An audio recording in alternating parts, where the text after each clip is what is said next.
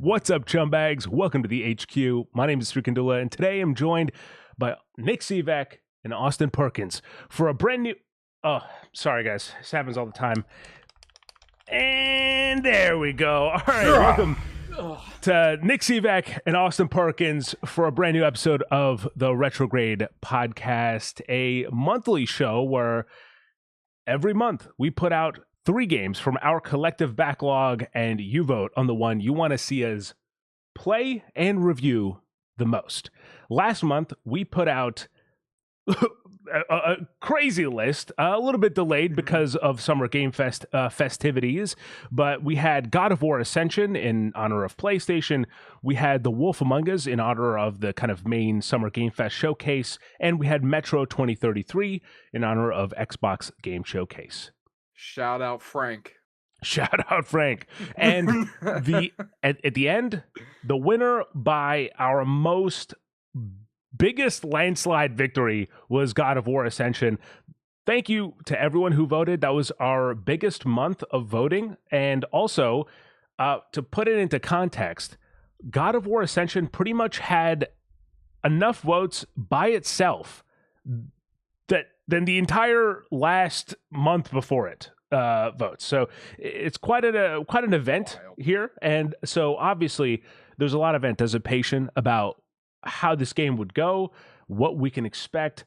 And honestly, that's pretty much what the crowd was anticipating when God of War Ascension came out in 2013, because in 2010, when God of War 3 came out, it was believed that it was going to be the final God of War game, the last one to ever do it.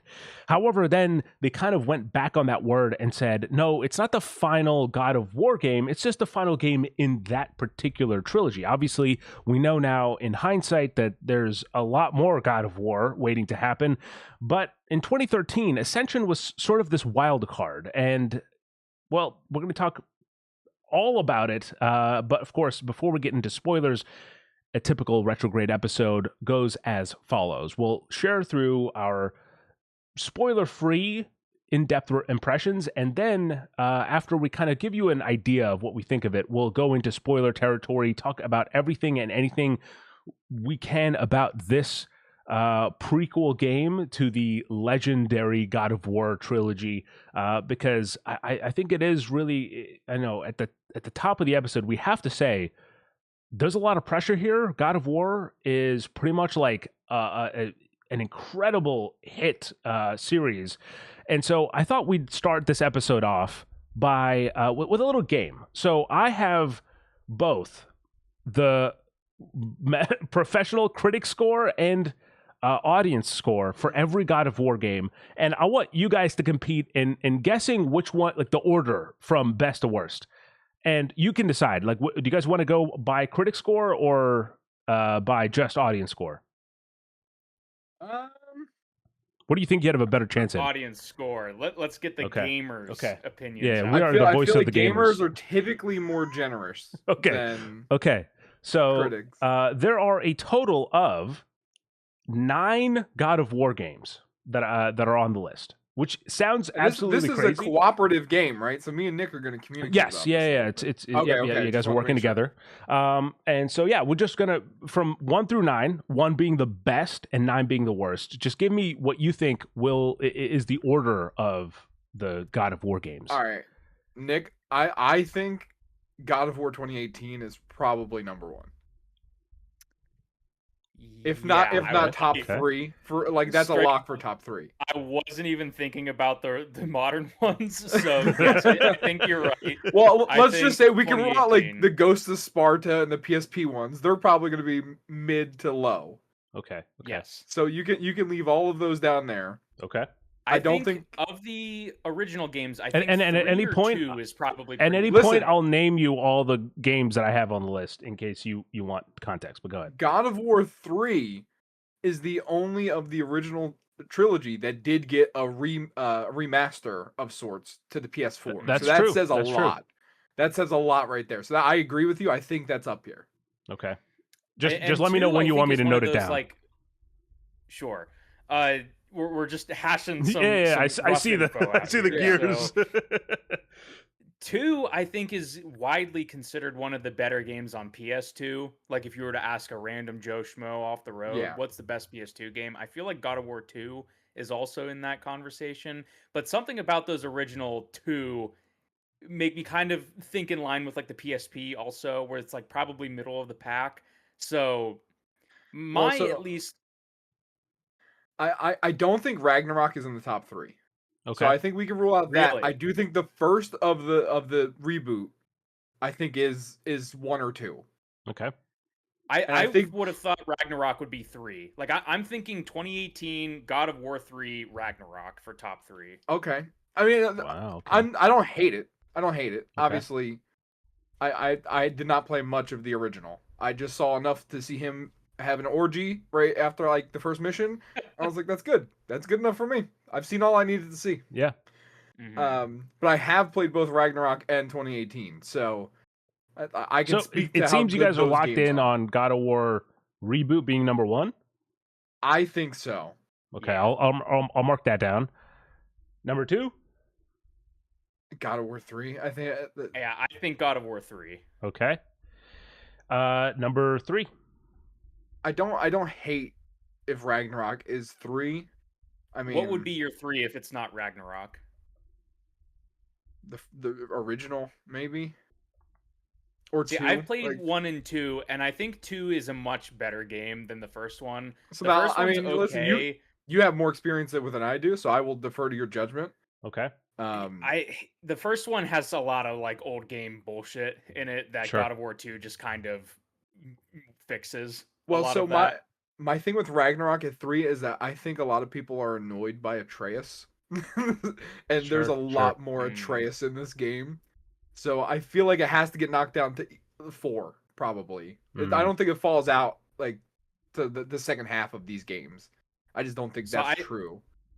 based on that, then I would think we're at 2018 in 1, 3 in 2, 2 in 3, Ragnarok in 4 is kind I'm of cool with where that.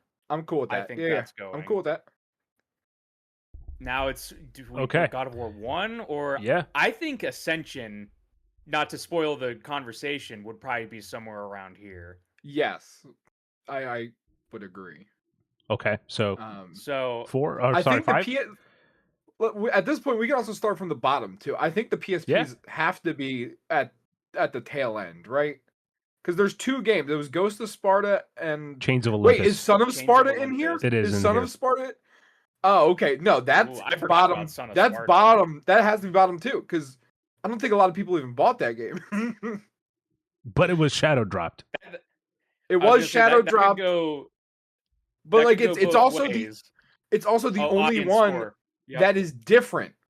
It's a side-scrolling Mhm. adventure. Not a lot of people go for that stuff, especially now. Like you Mm. drop that, 15 years ago, I think it would be higher on the list than it is today. Sure. Okay. But Yeah. I don't think that in today's So audience that you're is saying a good move. Son of Sparta number 9?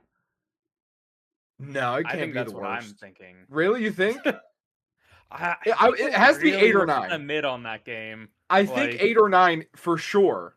But I'll go 9. We'll go 9. Fuck Okay. it. All right. 8. Yeah. Number 8. I mean, it's one of the PSP I games think- you seem pretty I content on. think the first PSP game, Chains of Olympus, would be 8. Okay. Just Okay. on the Is the that pure you assumption good with that, Austin? that Ghost of Sparta I'm cool with maybe that. improves on it. Okay. So then, Yeah, 5, Basically- 6, 7 left. so that's The first God of War, Ascension, and Ghost of Sparta. Ghost of Sparta. Yep. Okay. I might put Ascension here. I'm, So 5 is Ascension. Or 7. I was thinking 7. You going up? I see. Okay. All right. So But then, I would be cool just throwing it in 6 and then deferring to your judgment of what's better between the PSP Okay. and I was 1. I was gonna say if we want to co-op this a little bit, I would say maybe it goes in 6 because I would 6. probably put All right, we'll throw it in Ascension 6. 5. I'm fine with Oh, that. yeah, So sure. we'll I'm fine meet with in the that. middle at 6. okay. And 6. then I would probably have God of War 1 in that case at 5 5. and Ghost of Sparta at 7. I'm cool with that. Okay. Just because I don't think the PSP games were as liked by the audience. Okay, so just to recap quickly, you have God of War 2018, right? As number 1. Then you have God of War 3, God of War 2, God of War Ragnarok, God of War, the first one came out in 2005, I believe. Then God of War Ascension, which we're going to get into in just a second. God of War Ghosts of Sparta, then Chains of Olympus, and coming up in the rear is Son of Sparta. Now, the real order, also from... I feel good about this list. Okay, the real order, again, I have both the critic score and the user score. How many did we get right? But, how many did we get right? Just out of curiosity. You definitely got Sons of Sparta. So okay. Sons of Sparta is in fact the lowest. It is 6.1 user rating. Holy shit! It is the lowest. lowest. It was gonna be that low. Lowest wow. by a hefty margin, I will say. The next lowest after that 6.1 is actually, it's a tied between two different games. You did have one right. Chains of Olympus is an 8.3, but tied with Chains of Olympus is God of War Ragnarok. So, wow. Yes. Yeah. You guys weren't expecting that. To be fair, I did say it shouldn't be in the top sorry. Actually, I fucked it up. There's actually one. So move that up. The second lowest, actually, after Son of Sparta, is God of War Ascension. So it's 7.8 for God of Ascension. Then Ragnarok and Chains of Olympus are tied. After that, we jump up to another tie. These are both games that have an 8.8 out of 10 for user ratings. It's Ghosts of Sparta and the first God of War game. So you had those at 7 and 5. So just for context. Then, so wait, technically right. Sure. The first God of War, I suppose. Technically. So we're like 3 out of 5 right now. Sure. Now, here's where we get to the big ones, right? So the top 3 games in the God of War franchise. And again, crazy. It's another tie, but there's 2 games that have a 9.0, a clean 9.0 out of 10. And it is God of War, the 2018 reboot, and also God of War 3. Now, obviously, do the math. Nice job, Austin. The winner in number 1 place at the highest user rating is God of War 2. And Justin, we had the top 3 right. We just didn't have the order. And I will just throw it out there for you guys. If you did go with the critics version, both God of War reboot and God of War Ragnarok and God of War 2005 are all tied at 94 on Metacritic for a critic rating. Wow. So, yeah, look, that's all to say, right? That the minigame was all to say that God of War was sort of a beloved franchise. And while this is the 4th game in the mainline console franchise, not including like Ghosts of Sparta and Chains of Olympus, which I believe actually Ghosts of Sparta came out the same year as the Ascension, or right around that time. This really was a curveball, and so there's really not a lot we can expect from a prequel game. But this is the 2nd month in a row where we're talking about a prequel game. Now, the difference is that unlike last time where we talked about Batman Arkham Origins and Austin and Nick had played that game before, none of us have played Ascension before. This is our first time. And also, this game it came out a whole whopping 6 months before Batman Arkham Origins, which means that this is the first time we're going back to back with a game from the same year, 2013. So, gentlemen, with all that preamble out of the way, let's dial the clock back. It is 2013. You've just finished playing God of War Ascension. We'll start with Nick this time. What are your high-level overall thoughts on God of War Ascension without giving any spoilers? Well, this kind of changes because you said go back to 2013. Am I speaking about from 2013 or from right now? Because that will change my opinions. I agree with that ideology 100%. Okay. 100%. Okay. You just share about it as yourself now. Cool. So, I actually had a pretty good time with this game. It's kind of funny playing it right after Batman Arkham Origins because both are not necessarily hack and slash, but both are action heavy combat, a little bit of platforming, a little bit of puzzle solving type of games, Combo based. and yeah, combo based action games. And God of War just kind of had more things going for it that interested me specifically. Now, I don't know if that's because I'm in a bit of an action game headspace right now between Dead as Disco, Batman, Hi-Fi Rush, and then God of War. So like I was just kind of like tapped in, but there's a lot of little stylistic flourishes and creative choices that feel nostalgic but also modern and like refreshing in a weird way. So I don't know how much I've gotten into it on various podcast recordings and whatnot, but I played God of War 2018 a couple years ago, and it left me a little bit disappointed in some regards. I kind of appreciated it a bit more after the fact, like going back and watching some of the story stuff, but I really didn't like the change to like a gear system, and I thought the camera change to the behind the shoulder felt like it didn't really match. And there's just like little things like that about 2018 that I was just kind of like, I don't know if I like this change in direction.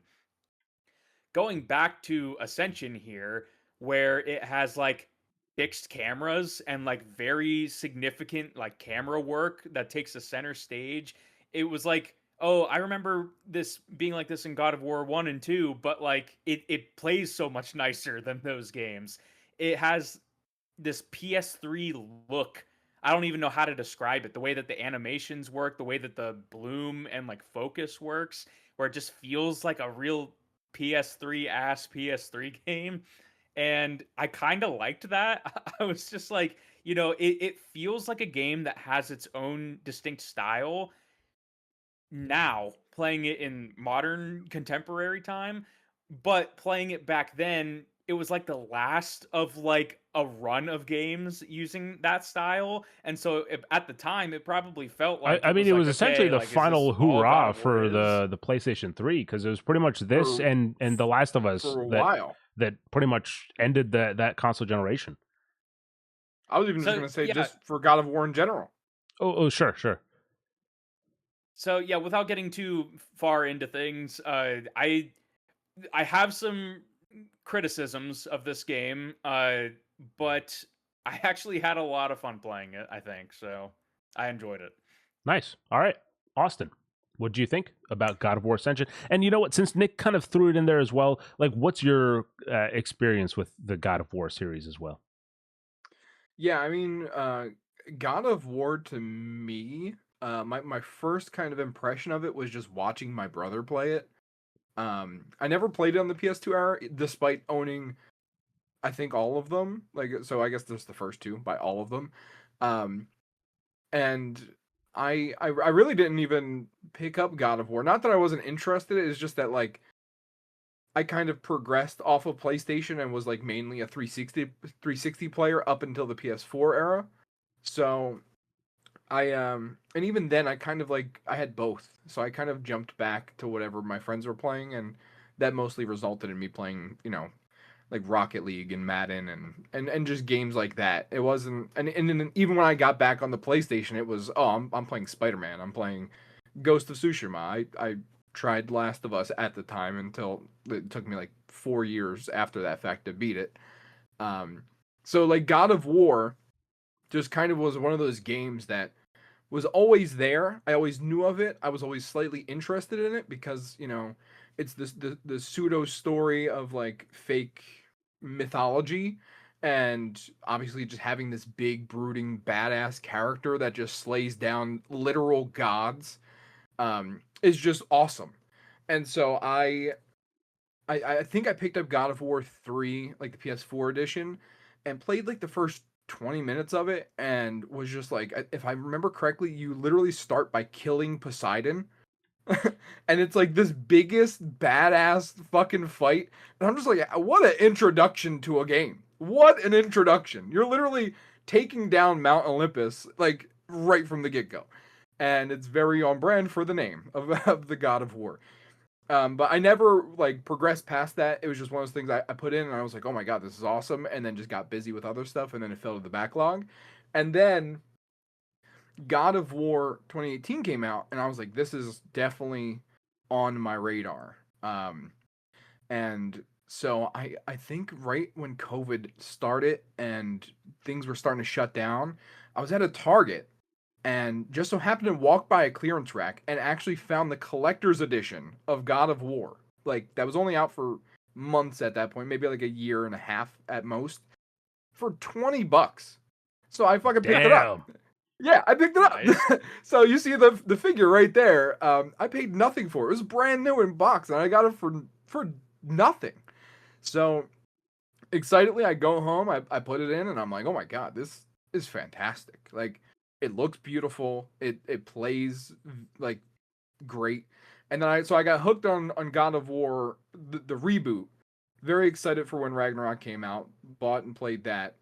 I actually think we were still living in the apartment when it came out, if I don't remember Yeah, correctly. I think so. Yeah. I literally took PTO because I was so excited to actually just like beat the game.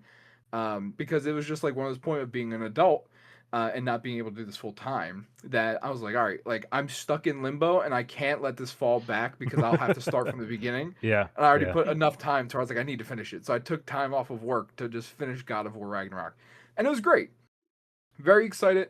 Even for Faye, whenever that comes out, like I think that'll be like the Faye storyline, which I'm blanking on the actual name of what the game, La Faye.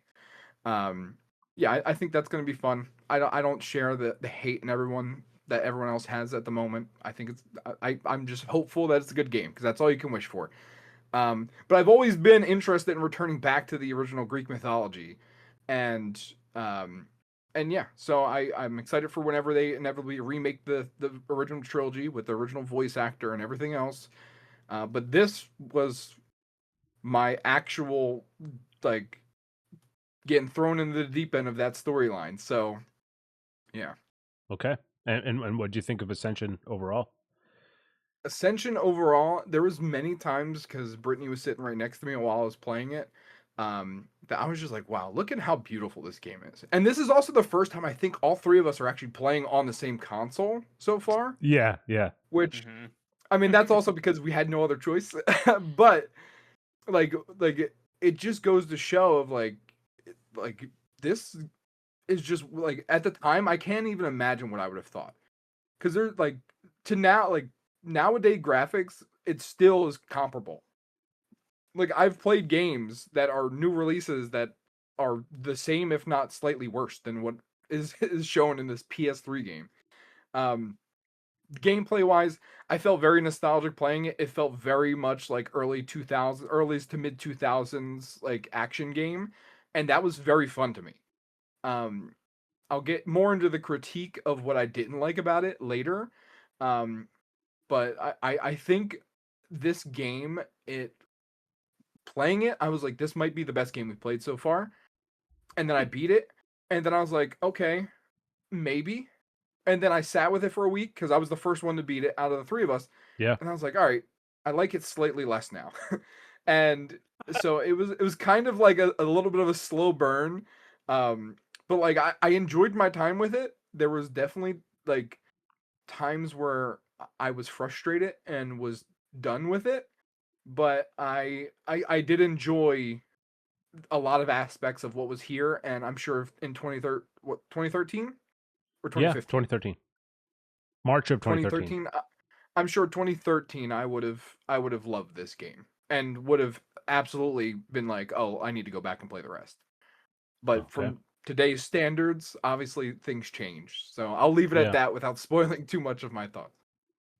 Yeah, well, I mean, first of all, I see that you guys both have your God of War Ascension copies in the background. So just to also be cool, the dopest.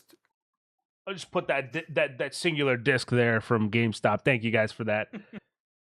Yeah, the dopest fucking cover art, by the way. This cover art is sick as shit. It is cool. So, all right, Sri wouldn't know about it. Fun. Yeah, I don't know. I don't know what cover art That'd be a is, fun thing but to incorporate into these is a cover art critique of Honestly, we games should, play. because that is awesome. This cover. it is a cool visual, one that the game pretty heavily relies on.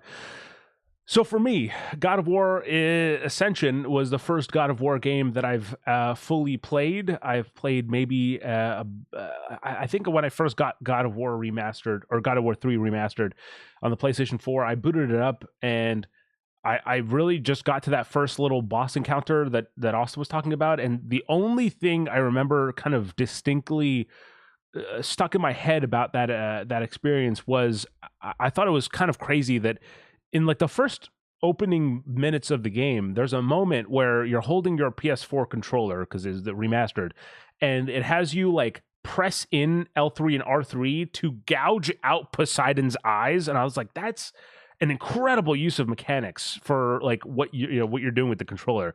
But that being said, and I also played like a little bit of the reboot game, again, less than an hour or so. This was a hell of a first introduction, and I suppose it makes sense that if I'm going into a brand new series, the prequel is probably the best place to jump into it. And man, I've come away with it. Actually, you know what? There's one way I think I could properly get you to visualize and understand how I feel about God of War Ascension. So I actually, go back to the last episode of Retrograde. In the first 20 minutes or so, there's a part of of our review of Batman Arkham Origins where Austin and I are kind of going on a tirade about like, the comics, Batman Year One is so cool. Watch Nick's face as it goes, this is cool, but man, I don't give a fucking shit. That was pretty much my reaction to the entire game of God of War Ascension. There was moments where I was like, this is kind of sick, but at the end of the day, the only thing I was like, but who I don't give a fuck about Kratos. Who the fuck is this guy? If you don't already have the trilogy or some sort of idea of Kratos, this game offers almost no value. Like, you have no idea who the fuck this guy is. He's just a bald dude that is getting thrown around, getting manipulated. Also, it's just a bunch of... Who the fuck would care about a bald dude? Yeah, it's just... Also, who's bald? It's just really uncharacteristic that someone would look like that. But, overall, I think that there's... the sentiment that I think we all three of us carry is that, like, this is some of the best that the PS3 has ever looked. It is kind of surprising at times that this game is able to run successfully and without really any hiccups on an original PlayStation 3 hardware, which this is the first time that all of us are playing on original hardware, and we have to give them flowers now for this physical media. Am I right? PlayStation exclusives on a disc. Who would know? Yeah. People watching this in 2 years? What the fuck is that? Am I right? Yeah. And obviously, we're going to get into it, but there's a lot of things that I think pretty much for every point that I've thought was cool, there's at least one point that I think that this game is dragged down by. And we're gonna get to some of those narrative decisions and just kind of overall weird choices that are made. But overall, I think that it's a game that is, if you're just in it for like the mindless, just go for the action, you're not going to find a better kind of set piece kind of marathon or a set piece kind of highlight reel than God of War Ascension, because this is, I think, Santa Monica really pretty much taking everything they've learned on the God of War games, and they're like, okay, I see the story and I see the gameplay. Let's get rid of this fucking garbage and let's look at just like the gameplay. And I think at a technical level, that Santa Monica just completely, they're really working top of their game at this point. But that being said, spoilers have been lifted. We're going to get into the meat of the conversation here. And look, guys, I know usually I'm here with the story recaps, but I couldn't be bothered. This game has for some unforsaken No reason, story. they're Yeah. like, hold on, I really like Christopher Nolan. What if we just like mementoed this bitch? So there's a bunch of non-linear storytelling that I think is completely unnecessary in this game. In fact, it makes it more convoluted than it needs to be. Essentially, the gods are upset, or sorry, Ares is upset, and because of a breaking of the pact or whatever, and so the Furies are sent after him. He's sent after, like, he's imprisoned on this moving guy. All right, how about this? Go ahead. We each take an attempt at telling the story, and somewhere in the middle of all of Sure. that is Yeah, going to be okay, what okay. the story actually is. So Yeah, go yeah. ahead. Okay, I'll go. All right, so I'll go first. It's Kratos. He's being trapped by the Furies, and there. It also happens to be on top of a moving prison, and he almost has sex, but then he's too good for the boobies, and so then he ends up killing everyone he sees, going back in time, killing everyone there too, come back to present time, kills everyone there. And then and then at the end, nothing really fucking happens in the game. So that's my recap of this story. All right, Nick, let's hear it. All that I gathered was that Kratos broke his pact with Ares. Yep. Ares is plotting to take out the gods of Olympus, which we would obviously later see in the series. And the Furies go after Kratos because they're kind of doing Ares' bidding and want to punish him. But Kratos breaks out and seeks revenge on all the Furies because in order to get his revenge on Ares, he has to go through a very convoluted, time-hopping tale of beatdowns on half-naked women. Yep. Couldn't have said it better All myself. right, so my naked demon women. Let me rephrase that because that sounded a bit my wrong. my honest attempt, because I did try, because like I almost had the same feeling, almost as like I got really into The Sopranos, like, 5 years ago or something, and I was like, okay, yeah, like it's not like super story, and then like I kind of got into it, and I was like, okay, and then obviously the end very notoriously just kind of ends. And I literally remember watching the end of that and going, did my internet fuck up? And then because it just cuts to black. And so like I just kind of felt empty after. I was like, all right, I just did all that and nothing. So that's kind of how I felt at the end of this. But I did go looking. I did so much because I liked the gameplay and I liked the visuals so much that I was like, there has to be something I'm missing. I'm the problem. And so the story is, I understand it, is Kratos gave an oath, and that oath was that he had to, in order to be a part of like this whole situation, was he had to spill the blood of an enemy, the blood of a loved one, and blood of A god, I think. something An else. innocent. I An think. Oh, innocent. innocent. That's what it was. Yeah. Innocent. Yeah.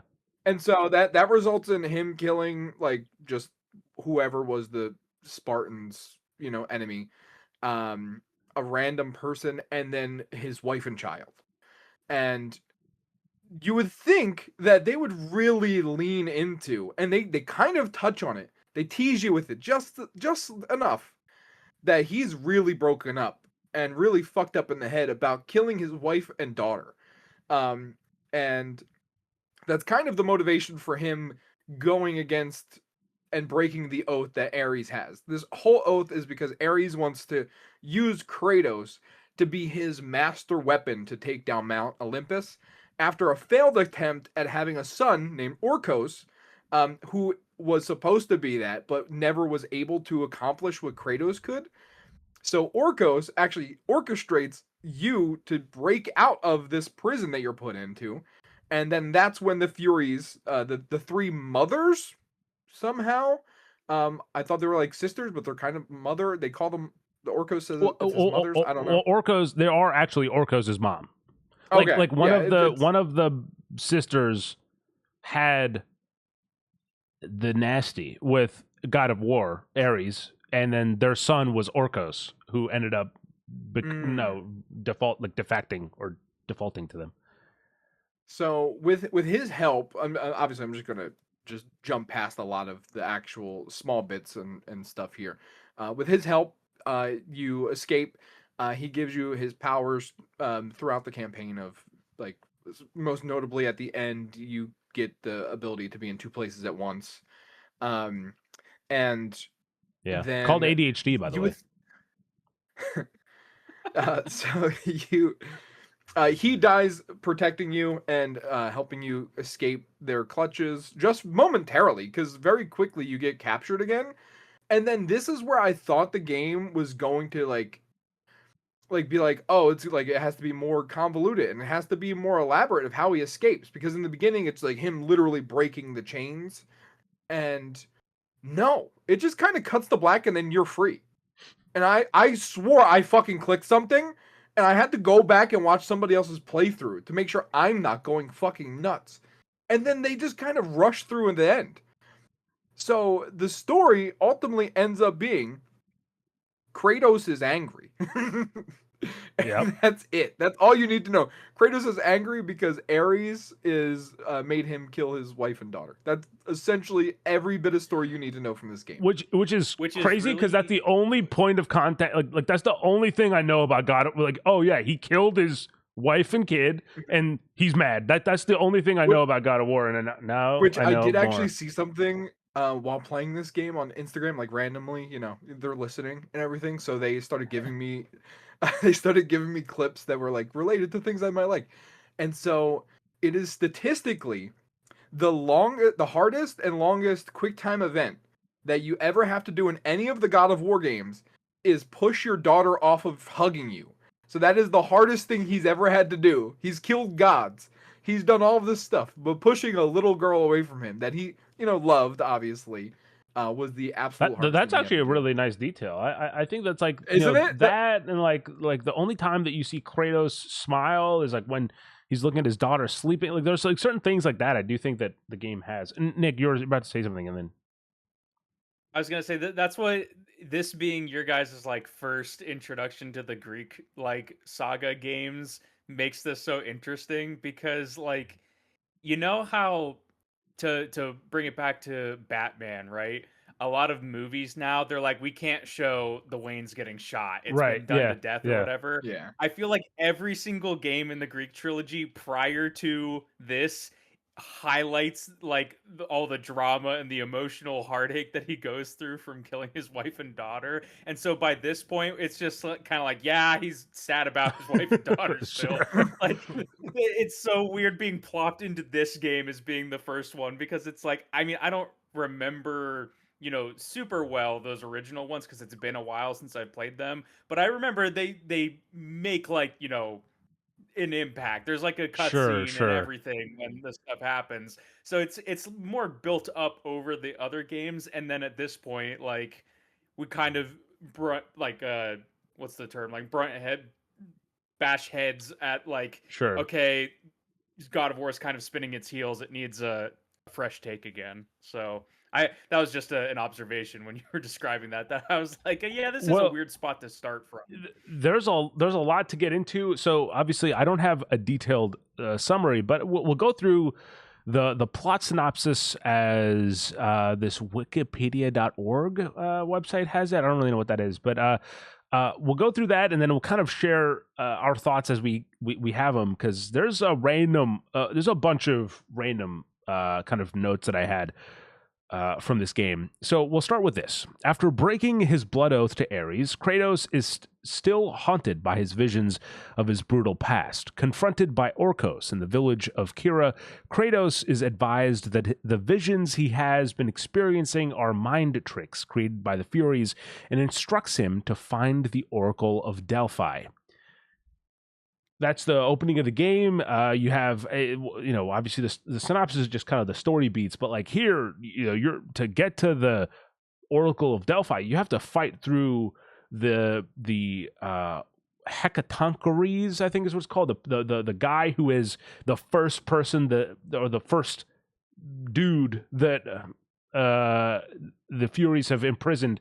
And right away, by the way, I think this is like, first of all, starts off in a very classical like PS3 kind of game cutscene, it made me feel very nostalgic. And I think that probably the first hour of this game are the most where I was like, oh, I'm really kind of, I see what's happening. I'm really into this. And there's another point in the middle, which we'll get to later, where I was like, maybe hit the same sort of excitement. But yeah, in the start, it was a great opening cutscene.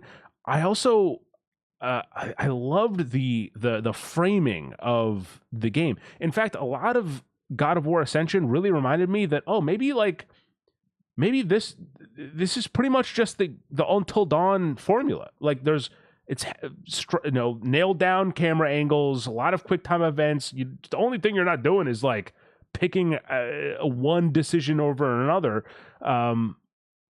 Which, I guess maybe that's in combat, but like, there's a lot of similarities there that for me, like Until Dawn was like such a radical new kind of look, but then playing this, I'm like, no, this actually like, it feels pretty built on established norms and kind of systems, I suppose. Anything from the opening here that you guys were kind of like that hecatonchirous, like the first arm boss fight and stuff like that too? Anything you want to mention? I mean, that was just like right off the bat, you just go, wow. Like it just looks visually beautiful. And even at this point, like you can see like the level design also was like very well thought out, and I was interested because like we didn't know obviously in the beginning like what abilities we would actually have at that point, but like playing it because it was like a 3-week difference or something like that from the start. We were started 3 weeks and then we jumped back. Why didn't we have any of the abilities that we had? Yeah, right? It seemed like that would maybe been useful, actually. Don't think about that. The gamer's not going to worry about that. We'll just go back and then they'll have all the stuff. It's okay.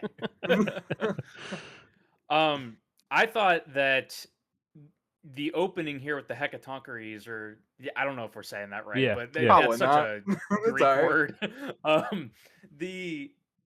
What highlighted it to me was that God of War has always kind of had it's going to sound generic when I say it, but I think it actually does apply to God of War, and it's a larger than life scale to it.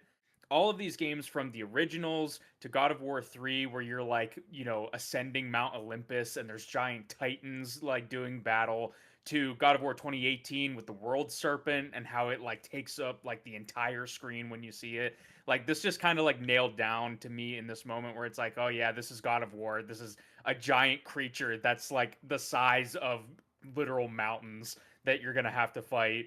I like how Austin was mentioning the level design. I like how there's that moment where you jump into the house and the camera cuts like behind like the jail cells, and then the hand comes through the wall and it takes it out. The camera pulls way out and you're just like a tiny speck fighting enemies, still running, not a cutscene, but like the camera work just kind of pushes in and out and shows you this grand scale. And I think more than there's like one other part in the game where that really kind of felt impactful to me, but the beginning definitely felt like the most like, I don't know if safe is the right word, but like it's like, this is God of War. You know what to expect. It's going to be big. It's going to be loud. It's going to be violent. And it was a nice intro. I think in hindsight, Nick, maybe not. Like I see what you're saying. I think I would have maybe described it as like a victory lap almost, instead of just like safe, because it's like it really is like, hey, we've had this trilogy. We know what the formula is. Here's the biggest note we can start this thing on. And I think that's the whole reason I think they meant for the non-linear storytelling, is so that they could have the ending and the starting kind of be the biggest notes. And I think by large they are. The thing that probably surprised me the most, kind of again, first impressions going into Ascension, is that for me the reboot games have this cinematic quality, which is that like the camera never cuts. And obviously it's just like, there's no loading screens or anything like that, but like I was really surprised at how much of that DNA of the cinematic quality is within God of War Ascension still. Like the camera doesn't always cut. You could actually probably, if you don't die, you probably play without many loading screens at all. And yeah, there's just this sort of really cool cinematic quality of how the camera moves in when, there's certain things that you need to see and then moves out. I think pretty much every area you go to, there's this like sweeping camera that kind of explains like, hey, point A needs to go to point B or whatever, that kind of establishes the kind of puzzle of the given area. So that was probably the biggest surprise. It was kind of not realizing how much of that was just a part of God of War's DNA, not just something that added in 2018. Now, after that, upon the arrival at the Temple of Delphi, Kratos overcomes Castor and Pollux, who try to kill the Oracle. In her dying breath, the Oracle instructs Kratos to travel to Delos to retrieve the Eyes of Truth. Real quick, again, the battle with the kind of the Oracle's protector, the guy with the hand, and then there's like another guy that's like a part of him. That was like a cool little like platforming sequence. It breaks up the kind of boss pattern that you kind of are expecting, because there's some parkour involved. Anything from you guys about the Temple of Delphi or anything like that? Just because I wanted to look it up.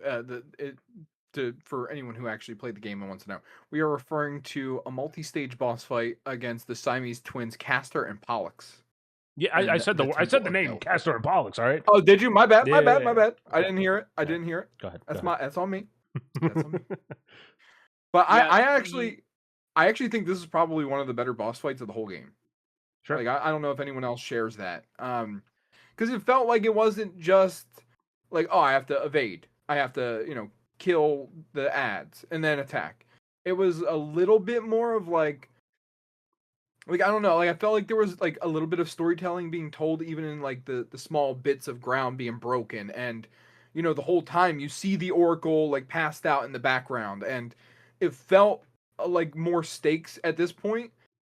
Even though we know obviously Kratos is going to kill whoever and whatever is in his way, but like it just seemed like more important, and they actually were trying to do something slightly different, where I feel like every other boss fight in the game was just like, oh yeah, as long as I don't die, I can just do whatever I want. So some of the boss fights if I just hit this quick time event that was not introduced at all ever in the game perfectly, then I'll be able to complete. So some of the boss fights in this game are a little confusing, because it sort of has the thing that we.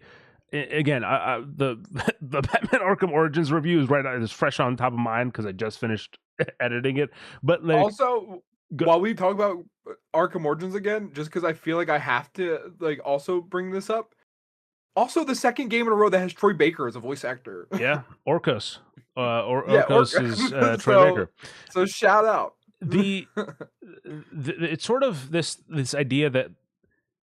To a different degree, but we mentioned how like, oh, why is I'm not going to spoil Arkham Origins in this review, but there's like a character that falls into peril in Arkham Origins, and we're all like, well, why is that character in peril if you know that character is in the next game? And in Ascension, there's boss fights of bosses you've already fought. Like there's this weird repetitiveness that you have, and when you're jumping back between time, you're fighting bosses that in the present time you've already kind of dealt with, or like you see, so you know that you don't win, or like it is inconsequential. So it really adds to the sense of like, I guess I have to go through the motions here just to get to the next sequence, because there's a certain part of it that feels, even though the scale of the game feels great, some of the scale of the characters maybe in terms of like who they can play with, it feels limited, probably because they had 3 other whole video games where they're like Zeus, Poseidon, Ares, like any named character, named Greek god you can kind of throw in there. Before we get off of the Palace of Delphi? Delphi, yeah, temple, yep. That's probably my favorite part of the entire game. I love the like snow area with the giant mechanical snakes that you have to like activate to get into the palace. It has a nice flow of like combat into climbing and like platforming, swinging along the the anchor points with the chains and all that. And then you get into the palace, where I feel like the arenas are confined enough, but also opened enough that It allows you to really have fun with the combat, which we haven't really talked about, but we'll probably sprinkle through as we go on. I really like the specifically all the different combos that you get to use with the chains, and I also really like how satisfying it is to throw enemies in this game. Yeah. I love just grappling them and just like whipping throwing them, them and they, into like, someone bounce else. And the off fact that you walls. were able to just throw them off the map, like regardless of how much health or anything they have, if you can grab them, you can throw them right the fuck off. There's no like invisible barrier there. You can yeet the fuck out of them. There's actually like a really satisfying part of the gameplay for me was, and I mentioned this in my 007 First Light review, which, a 2026 game by comparison, where I thought it was like when you are punching a guy and there's like another enemy behind him, he'll like bounce, like he'll be like, oh shit, and then he comes back and you punch him again. And I was like, that's kind of like fun. It makes like it sort of sets the physicality up. In this game, you can like throw a guy, he hits another guy, bounces back, you can do another wombo combo on him, take him up into the sky, do another wombo combo. It just, the way you can chain moves is really fun. I was gonna say, one of my favorite things I did throughout that, whenever there was like 3 enemies left, I would just grab that guy, throw him, grab him in midair, throw him again, and like it was like playing dodgeball. It was like that one, what is it, Billy Madison, where he's like playing dodgeball with the kids, and he's like, my turn, and he just starts like throwing it at them, and that's what I felt like. It was like, especially with the little what do they call it? Like the little dragon things? I could not tell you the names of what they would be called. But they're the flying electric dragon things. But they were just so fucking annoying that like I felt like this is the only way I can deal with them. So I just had as much fun as I could just throwing the shit out of them. Or like if there was just one left and I was getting bored, I would just throw them against a wall until they died. Yeah, and that's what it makes it so cathartic playing like God of War specifically, because while it might get grating to some, it does feel really satisfying when you get one of those annoying enemies and you just hear him go like and just like rips their tail off or like splits their head open. It's just like it's the perfect kind of like period to like an annoying fight like that. Actually, while we talk about like, kind of like the execution style of like the combat that you can get to, when you get them down to like a certain amount of health, the indicator will pop up. You can grapple them and like rip them in half or whatever. I felt like, and granted, I know this game is 13 years old, but like I felt like it got very tiring seeing the exact same animations throughout the entirety of it, and I would have liked a little bit more of just something different. I don't like the amount of times that you deal with the common enemy and you just like and just rips them the fucking half. It's really cool the first couple of times, but then after that, it's just like, I get that this is probably the way of least resistance and the easiest way I can kill this guy, so I'm gonna do it. But I'm so tired of just seeing this exact same animation for the 1000th time. The one that got annoying to me was the elephants. How like just splitting their head. Them, they were just it was more so the sound for me. It was always so loud, and it was just like wow, and it was just like okay, like I get it. Like, just die already. Just die. Don't make noise. Taking the amulet of Ouroboros from the now dead Castor and Pollux, Kratos travels to Kira's harbor, where he again encounters Orcos. The Oathkeeper reveals that Ares wanted a perfect warrior to help overthrow Zeus, so Ares helped Kratos against the barbarians to make him into a perfect warrior. Orcos became the Oathkeeper and did not question the Furies until Ares tricked Kratos into killing his own family. Armed with this knowledge, Kratos takes a ship to Delos. This is pretty much like I would say the first act of the game or so. And a lot of my most exciting, most positive thoughts about Ascension were in this starting section. So I'll quickly go through. There's quite a few damn and what the fuck moments. I think like some of the damn moments are just like how. And by the way, again, to recontextualize, this is my first time God of War player, right? So for me, I'm just a sucker for like badass characters who are clearly like are shown to be badass. And so there's a part of it where it's just like Kratos being like, yeah, no one could do this, but like, oh, there's Kratos, like he has this kind of that energy of a god killer, I suppose. And but and also at this point he has that kind of lineage of being a legend in the video game world. And so yeah, I thought it was just really cool seeing him do his thing. Another note that I have here, and I'm going to read this verbatim as I have it. Guys, why don't more AAA games have boobs? Yeah? Dude, listen, Just we general. started with Duke Nukem. We That's started true. with Duke Nukem. And that's but I said why don't AAA games? That's a quadruple A game, so like it can't really count. To break the illusion here, folks, we plan No pun some intended. of these months out, and I am and have been, and it's on our spreadsheet, a Gooner month. I will say that. And I've been pitching it. There is a Gooner month. Yeah. Going through the snake sequence and everything like that, it just added a nice sense of scale. And as Nick was saying, when you're fighting through the kind of various snake bodies and stuff like that, it's just like the game at its, and it's also like the starting part of the game. So you're kind of like, oh, I see where this is going, and this is exciting. Another thing I'll throw in there now as well is that finding hidden chests is like, by like going in the opposite direction of like where you're supposed to go, like was always rewarding for me. And this is, I don't know about you guys, I ended up actually maximize, like I had max health, max magic, and all my swords and stuff were fully equipped. I had like 10,000 left over. Some of the best designed puzzles in this game were strictly just to get some of these chests.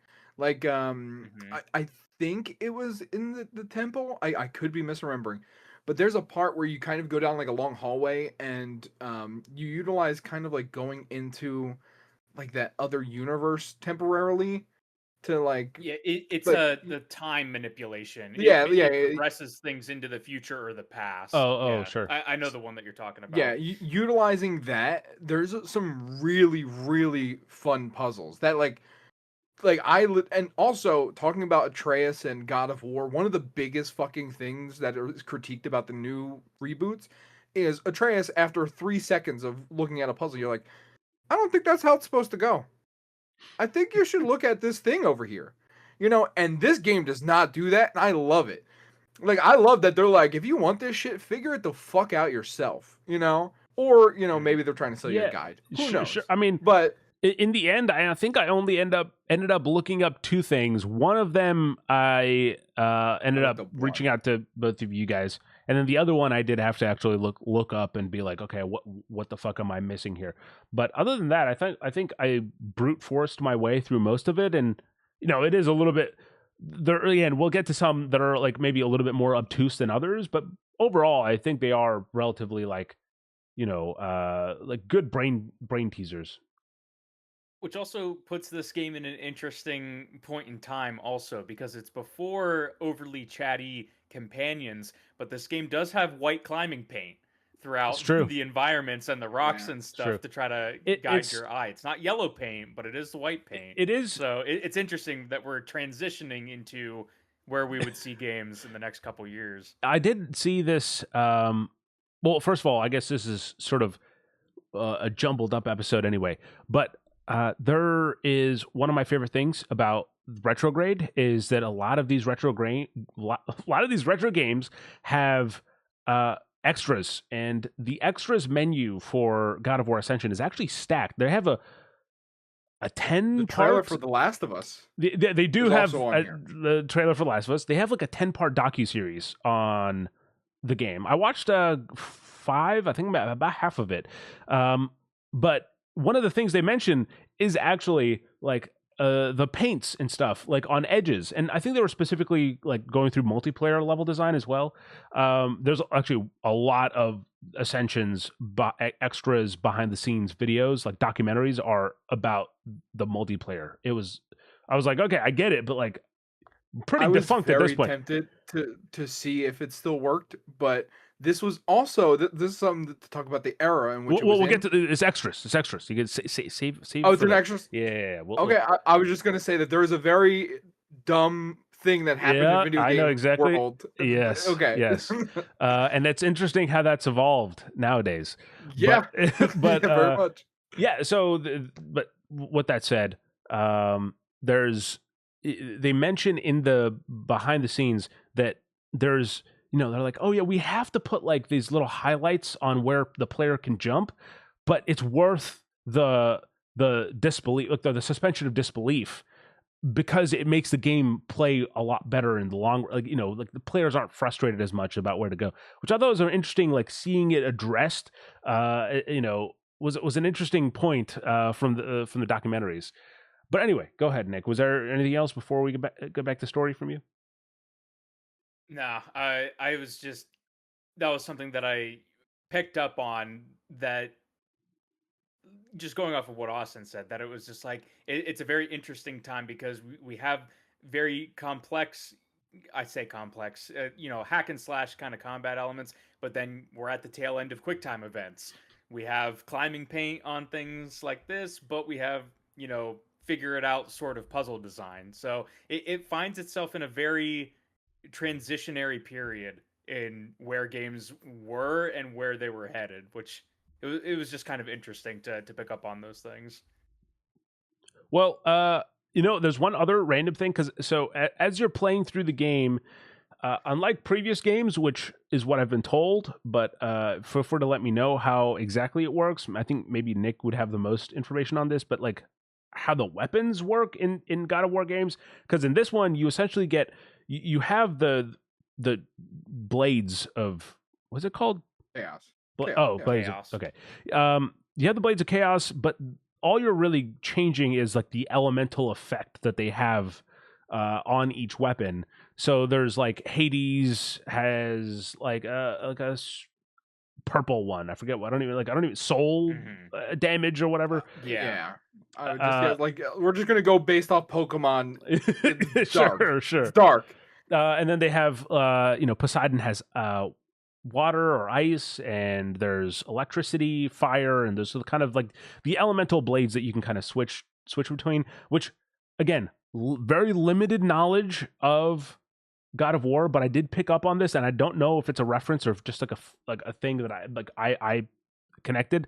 But when you get Poseidon's ability, it says you have to take the eyes of Poseidon, and listening to it, I was like, wait, you have to take the eyes of Poseidon in God of War 3. And I was like, oh, that's a weird way to play on that word, because ice of Poseidon, eyes of Poseidon. Anyway, I digress. After a week after he sets out to Delos, Kratos arrives on the island of Delos and explores the ruined statue of Apollo, which we're getting to this now because this is a chronological order, but this is like the end of, like, this is the second half of the game essentially. is the putting together. This is the where Apollo. you're spending the rest of the game. Yes, this is it. I'll throw in here quickly as well. Lots of innocent deaths. Is this like a common joke in the God of War franchise? Like, just any innocent person you see suffers a brutal death. Whether it be a ship being kind of taken over and sunk, or people being impaled on as they're trying to run away. It's just a lot of brutal deaths for no reason. I think it's more of an action game thing, because I Sure. feel like the Devil May Cry games use that as like a visual a lot too, where like demons are just kind of like coming out of the ground and killing people. I feel like it's also just like a by comparison thing. Like, you see a bunch of average people die, so then Kratos must be above average, So it's just like building his lore. I'm just like, he would never fucking die like that. I jumped accidentally into the abyss multiple times. I would say going into this with the Tower of Apollo, I feel like we've all kind of suggested this, but to say it outright, I think that the second half is worse than the first half. A lot of the problems that I have start arising in these later chapters, and specifically the tower, like, Like, it's cool and impressive, don't get me wrong. Like, I like how you scale it, and it's God of War Ascension. You're ascending this giant tower, right? So like I get it, but it was certainly a choice to have like the second half of the game basically take place in the same environments, fighting the same enemies. Like, it Yeah. was definitely front loaded on the cool stuff in this game, and it, like, I don't want to say they were running out of budget in the second half, because they weren't, but it's like it feels like were more confined on the back half of the game. Well, it's also interesting because this is also like right when you get onto the ship, right? That's when you really kind of get like who Orcos even is, like because at that point he's just kind of like a shady figure that Kratos is chasing, or is just like magically appears, and then Yeah, you because finally get Orkos, like yeah, it just kind of appears, and I think the real question is like, is he? Can you trust this guy? friend or Does he make foe. sense? Yeah. Yeah, yeah, And so this is the part where you actually kind of get your, as weird as this fucking is, the first actual bit of like of story. Like, so at this point I'm like, oh, okay, you're finally actually getting somewhere. Like everything else was leading to this moment, and then you think you're going to get something else and you just don't. Like you don't really get more after that. So this is also, in my opinion, the best the story got, at least in interest, before I quickly lost interest. sure, okay. Now there's a few random notes I'm realizing as I'm like scrolling through that I'll get to probably just like at some point in the extras. So obviously stay tuned. But to continue on with the story, Kratos is attacked by all three Furies and is eventually captured. Orcos appears and frees Kratos, transporting him to another location. Orcos gives Kratos his Oath Stone and reveals that he and Aletheia tried to warn Zeus of Ares's and the Furies' plan to overtake Olympus. In retaliation, they took the Oracle's eyes, the objects that Kratos seeks. After a perilous journey, Kratos uses the amulet of Ouroboros to restore the statue and retrieve the eyes. On completing the trial of Archimedes, Kratos is ambushed and captured by the Furies, who confiscate all of his items. Again, in chronology. Nick, go ahead. The Trial of Archimedes is a bullshit difficulty spike. I don't know what they were thinking. So The entire game leading up to that part is fine, and then for whatever reason, it's like, okay, fight the worst waves of enemies with no checkpoints and no healing. I don't know what they were thinking during that fight. I'm gonna also break like a little bit of the behind the scenes for us because we typically, and it's very rarely, but what the idea is that we don't talk about our thoughts or opinions or anything prior to this recording session. Me and Sari did actually talk, and it was because he was at this part while we just so happened to be talking, and I casually mentioned that there was a part in the game that I almost said I'm not finishing this game, fuck this game, and it was this. It once I got in that elevator, I fucking got to like the third of the three waves several fucking times and kept dying. And I literally look over at Brittany and I go, if I die one more time, I'm not beating this game. And I just so happened to beat it that one time. I was like, all right, fine, I'll fucking beat it. But it pissed me off that there was no checkpoint when you started the next fucking wave. So much. Yeah. That's really funny to hear you say that, because by the point that I was at the trials, you had already finished the game. And I, like, on my third or fourth attempt, I was going to message in the Discord and be like, Austin, I know we're not supposed to talk about this, but how the fuck do you get past this shit? Like, it was honestly like with button mashing and a dream. With button mashing and a dream, Nick.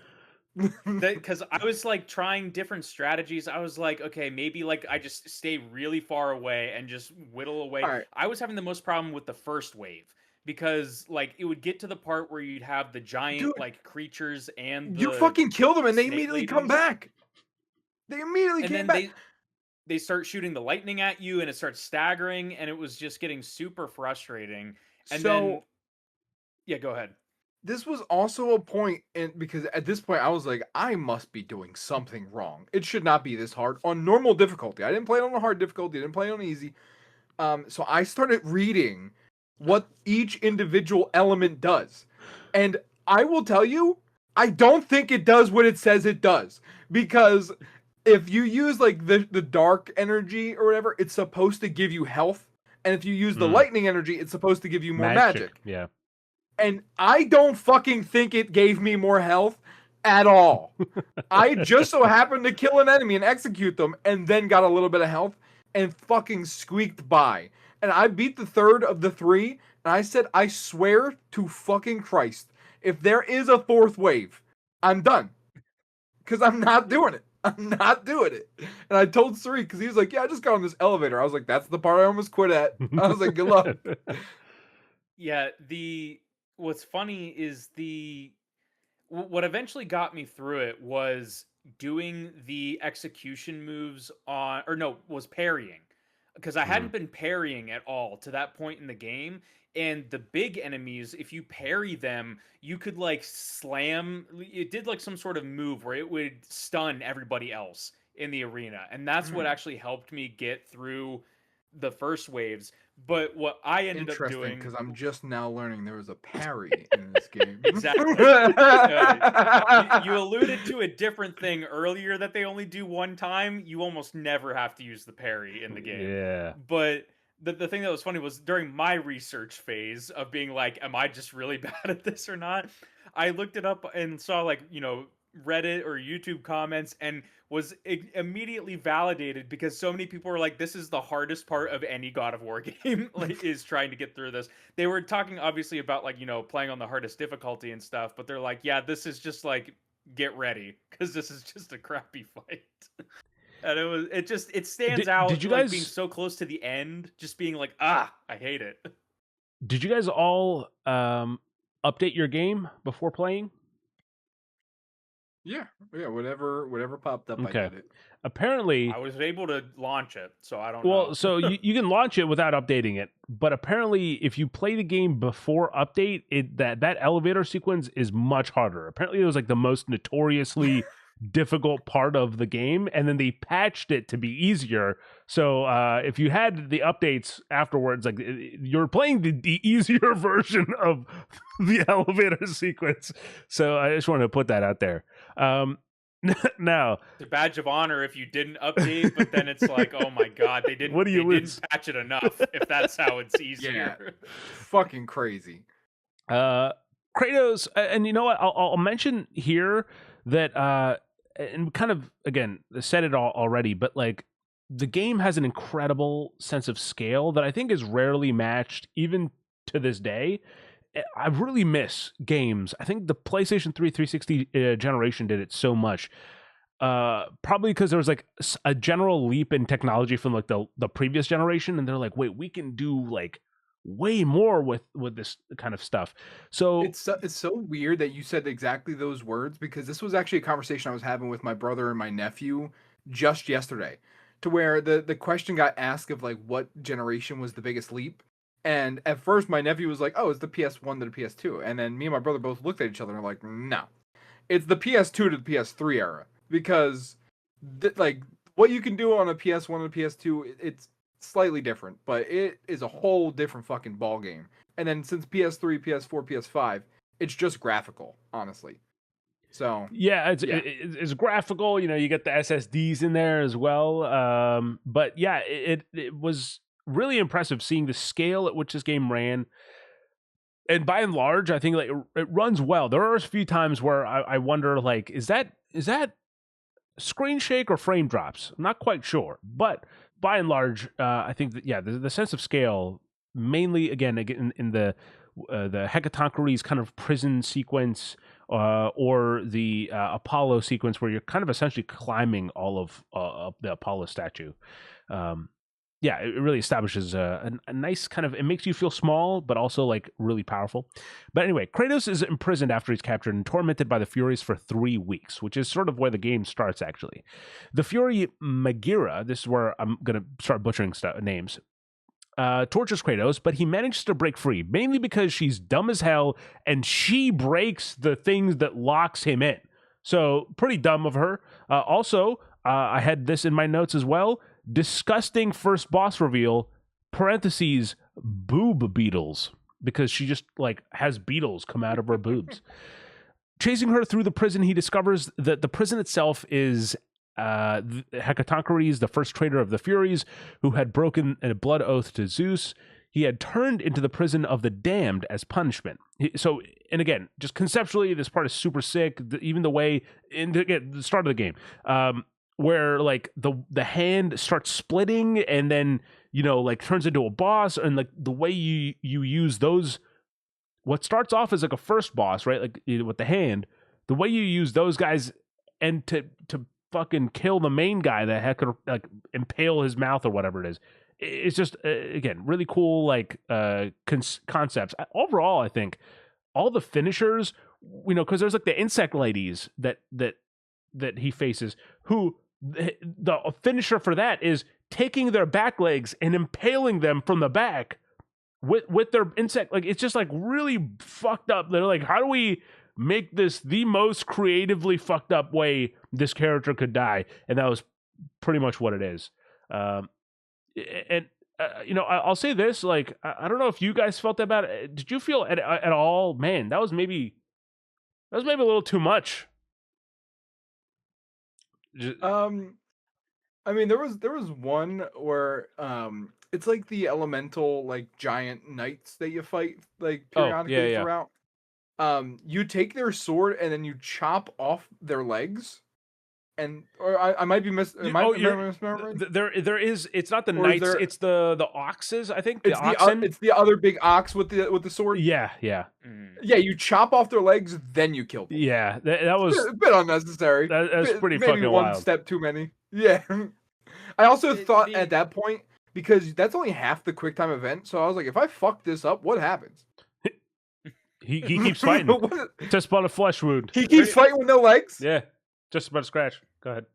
I was gonna say, for me, it was kind of like the elephant head, like splitting in the brains, like coming out. Yeah. Like it's kind of like just like a weird graphic kind of thing. It's not like it really bothered me or anything, but it's just like one of those things where it's like, oh, that's probably what it looks like when a brain flies out of somebody's head when it's split open. It's like I think that again, I really have to reiterate this because I think it's part of Kratos, like, or God of War's formula, but I thought there was some of the gore was like really creative and interesting, but at the same time, quite a bit of it.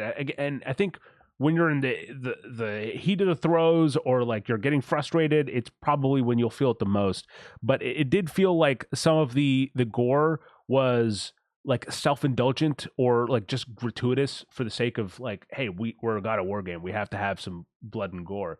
And so it just didn't always feel like I was actively, because again, I understand if it's gore for the sake of making Kratos feel like a badass, but when he's just like, oh, he's just killing that poor animal humanoid thing, and like, but like, that's a little sad. Doesn't always quite land the same way. And again, maybe that's why they go out of their way to be like, here's the humanoid ox brutally murdering an innocent human being. Maybe that's that suspension of disbelief. But like, not all of them. Some of them probably have kids, families. What's going on?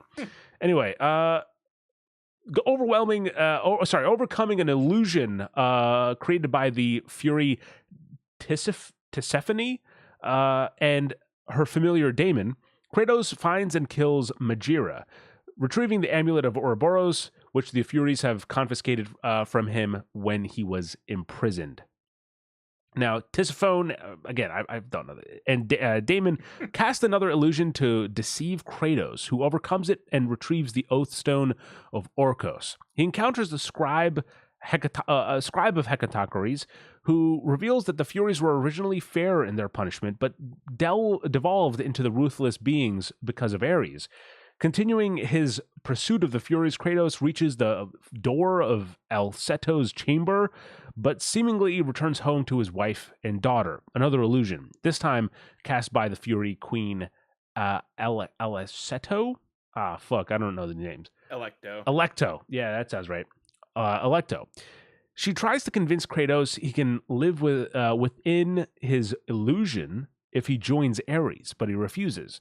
Enraged, Electo and Tisiphone attack Kratos, who retrieves the eyes, and Electo transforms into Charybdis. After a brutal battle, Kratos uses the eyes to break through the Fury's vision before killing them both, which destroys the prison.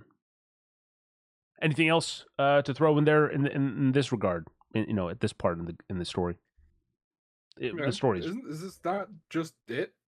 There's one more. There's one more paragraph I can rush through there. Kratos returns to Sparta, where he is met by Orcos.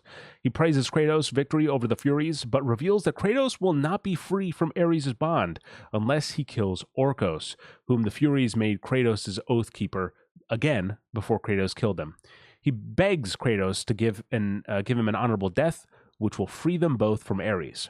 Kratos initially refuses out of regret for killing so many innocents. Oh yeah, he's feeling that now. But Orcos' continuing pleas ultimately force Kratos to kill him. Afterward, Kratos experiences the first of many nightmares, previously masked by his bond, and discovers his path to redemption through continual service to Olympus. Kratos burns down his house and the corpse of Orcos inside, and leaves, beginning his path towards becoming the champion of the gods. And that's it. The Kratos is just the Doomslayer. It's okay as long as they're demons. Like you don't have to have any regret of killing anything. The one thing that I will say towards the end of the game, not really going into like the story elements, but for the gameplay that I felt started to really drag at the end also, was the amount of enemies that would either just block your attacks or would stagger you out of your attacks and would force you to block, essentially. Like, that's where the beginning of the game feels a lot better because there's less of that. And so you can kind of like, there's a little bit of, strategy that you need to employ when you're fighting against like a bigger enemy or like the groups of smaller enemies. But whenever it just gets to the point where it's just like, okay, hit once, block, hit once, block, hit once, block, that's when the gameplay just kind of starts to slow down, and it feels like all of the other cool moves and, abilities that you get to do just become like a bit pointless, because it's just like, I tried doing like, the spin attacks or something, and then it's just the enemies like blocking it constantly, and it's like, okay, like it feels really railroaded at the end. They also ramp up the use of shields with enemies later in the game, which shields are annoying as fuck through, because the only way you get rid of them is by grappling and like throwing it off of them. So, which is quick time. You have to spam. Yeah, it's just spam circle. Yeah. I will also say we also didn't talk about the quick time events specifically, and the one that we alluded to before, which is, we definitely have to talk about it because it's the only thing I actively Googled when I played, because I said out loud multiple times, I said, what the fuck am I doing wrong? What am I doing wrong? So in one of the boss fights, there is a QuickTime event that comes out. It's an extended QuickTime sequence that many of the boss fights use when you're getting ready for like a big cinematic finisher, right? And normally, all of the QuickTime events to this point in the game have just been face buttons. It's square, triangle, circle, or X.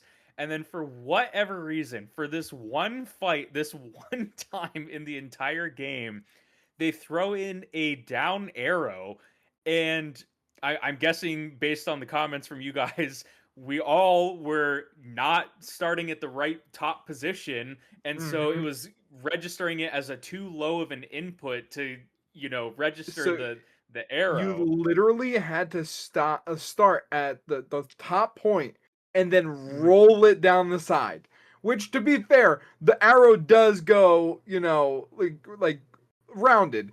But in most situations, if I just fucking go down, That's good enough. Like, what the user fuck? interface at the very least. Why wouldn't the arrow have the notch going up and then the curve instead of just having the curve? There's so many decisions here. This is, by the way, what I was hinting at earlier. I had to text Nick because Austin was at that point live.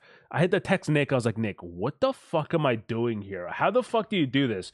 And it was so it just, and again, never again seen in the game. It just throws in for the sake of like, oh, here's a fucking curveball, but then you don't actually like. There's no reward for actively learning it. And by the way, it did take me like 3 times of getting it wrong to where I was like, hold on, I think I'm doing the same thing over and over again.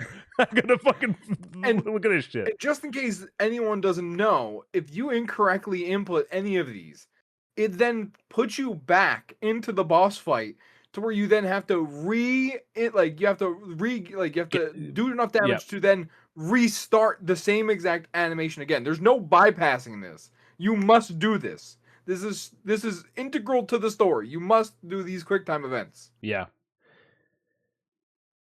Which is the epitome, I feel, of why games don't have them as frequently anymore. It's like I feel like it was for games and moments like this where people just were just like, why are we cutting away to these random quick time cutscenes? There's no challenge in it. It's all spectacle. Like I'd rather be playing the game, right? And I feel like the industry just kind of like pushed it out of existence. You still get it occasionally now, but I feel like people do it as like I don't know. I don't want to say like a quirky thing, but like, Claire Obscure has quick time events. They even in the tutorial like label it QTEs and stuff. So like I feel like it's kind of come back around to being something that like if you want to like set yourself apart, you can put it in your game. But I feel like it was for games exactly like God of War Ascension that annoyed people so much that it pushed it out of being a popular gameplay mechanic. I will credit where credit is due. For me, I thought that the way QuickTime events were shown was really like I really liked it in terms. And what I mean by that is like in God of War Ascension, I don't know how it is for all of them, but the QuickTime event button prompt corresponds with the button you have, that you're on your controller. So the triangle is always at the top. On this side will be the circle, and then X, and then square. And so you kind of get this. You're kind of looking at it, and it's easy to almost like I used to just put my finger in the middle of the controller, and then whenever I saw literally the prompt show up on one of the angles, it's like, all right, that's it, that's the side. So I appreciated that.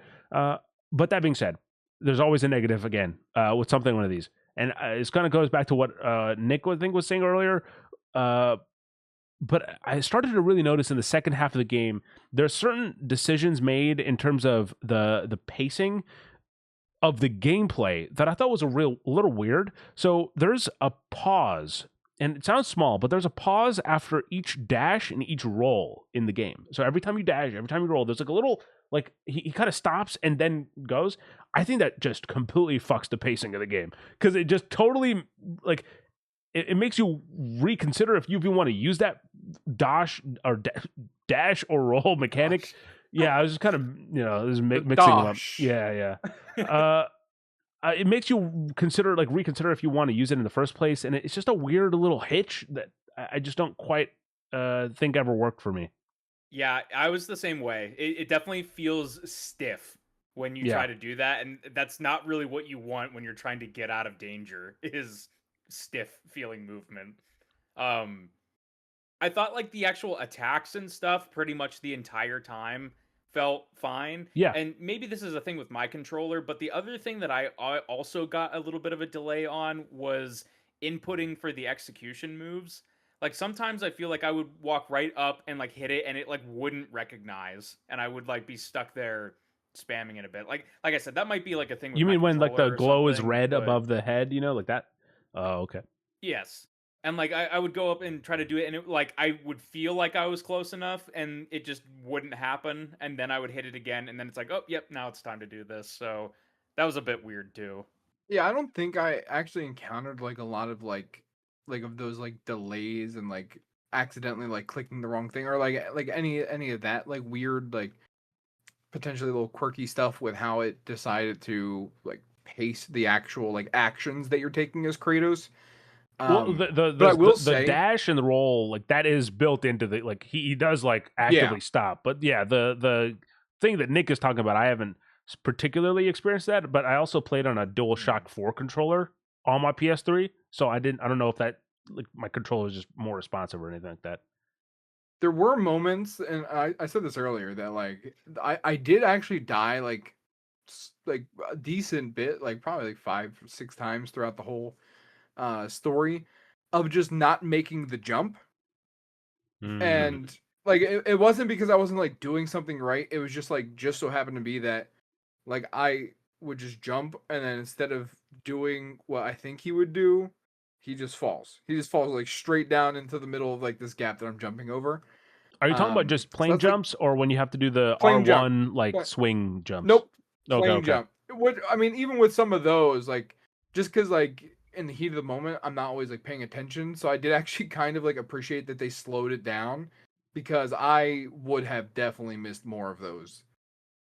Going Um, off of what Austin said, like for me, it came with the camera's perspective. Sometimes like the camera perspective with how it was positioned, like I just do one of those things where it's like I guess depth perception, where it's like I mhm. think I'm gonna make this jump, and then I would just like sink right into the the platform like you were talking about, or the gap. So yeah, no, I totally got that as well.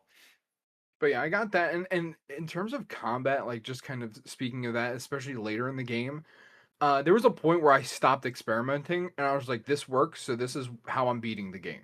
And Hmm. that basically was spamming the combo of just getting in the middle of the big group of enemies and then like square square hold square. And it's like when he does like the spin with the blades, and then I made it like a point to like unlock the rage ability of every single elemental. So there was one that like the dark one, super cool. If you didn't do Yeah, it, yeah. yeah, super cool.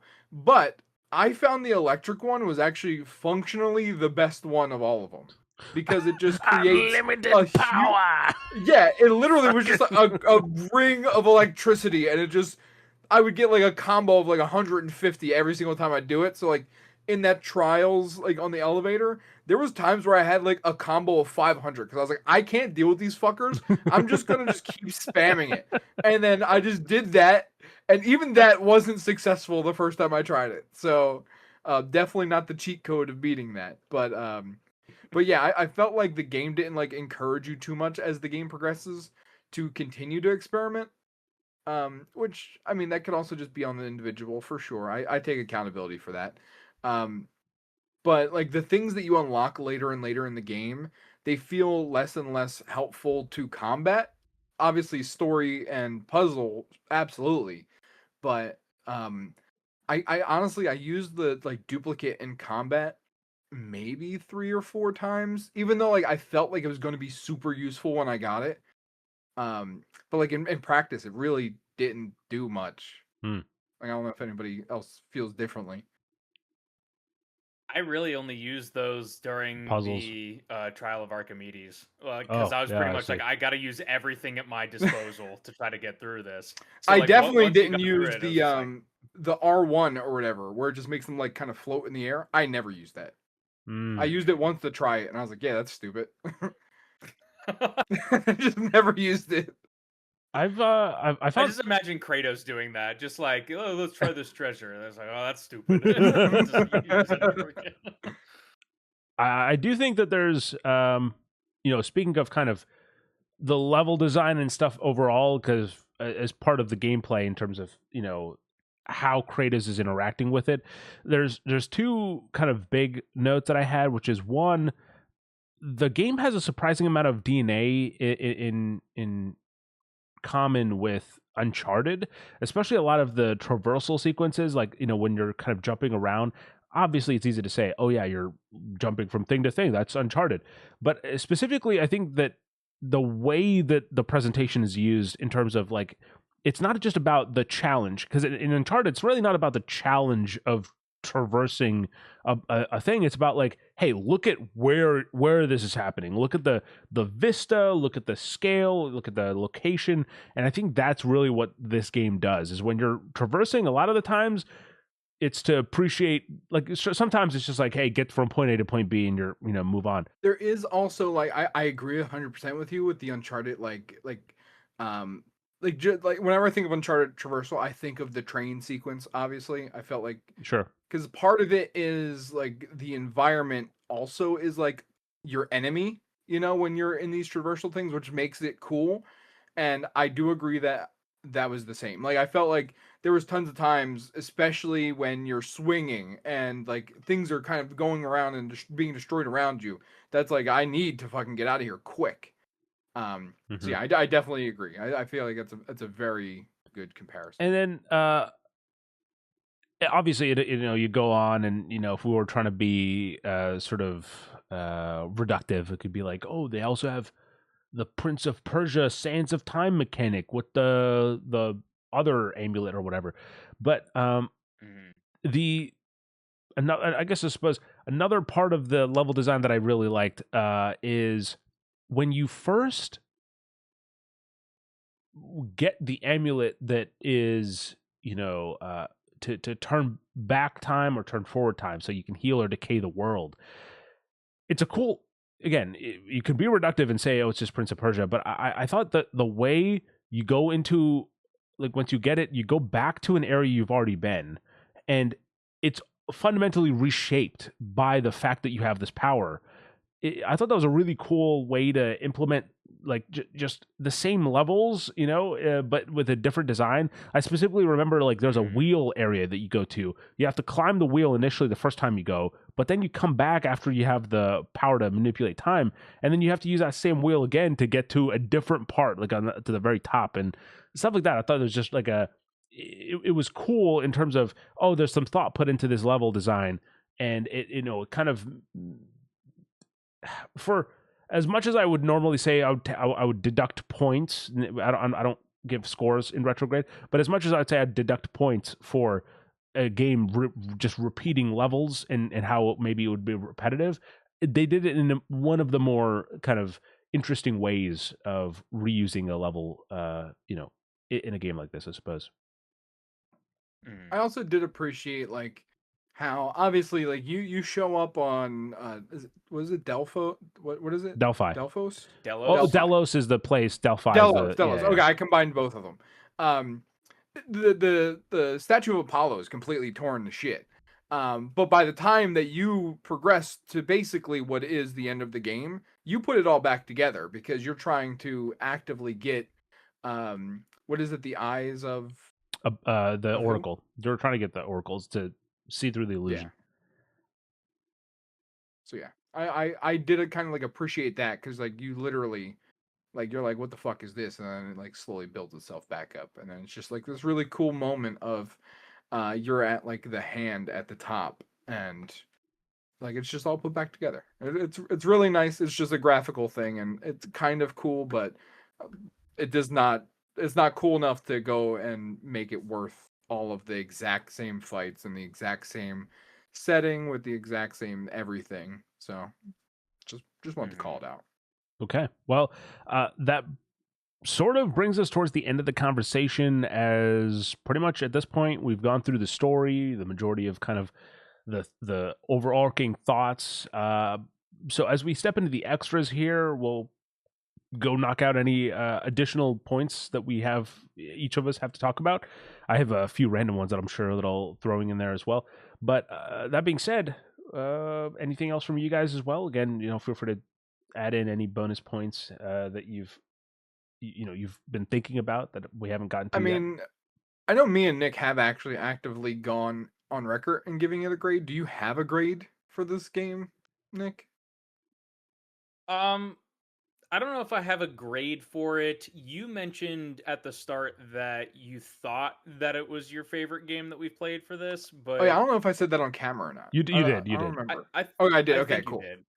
I think this is my favorite that we've played. Issues, being out there with it and everything. Like, yeah, I don't think the story's that great. I think that there's a really bullshit and like difficulty spike at the end. I think it gets more tedious and more repetitive as the game goes on.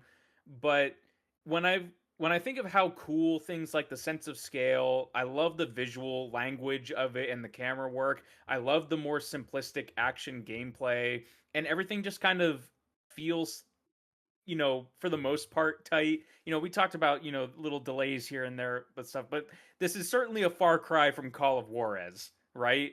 Like I think quality wise, it's definitely a step up. And maybe that's just because, all of us are more into action games or something like that, right? It Mhm. could Well, be something as simple as I that, think the but big reason, Nick, is that we're talking about a big budget AAA video game for a first party console versus Call of sure. Juarez is the comparison point. But yeah, I Right. do think there's Yes. like I think maybe probably Batman is the closest kind of competitor that you can have to this because they're maybe working with a similar kind of structure and budget and scale. But yeah, go ahead. But and like while it didn't necessarily, I think, like Our World's on Fire, you could also make an argument for like Life is Strange. Like that game is different enough, but like if the story really nailed it, like that could have been, you know, an up there candidate for it. So just So for me, like I think this was probably my favorite that right we played so now, far. in because I both Suri and Nick, both, just to kind of continue to break the immersion a little bit, but they both have been real big fans of using this app called GG to track everything that they play. And it honestly is a really cool app. I only just recently started using it right before we started doing this.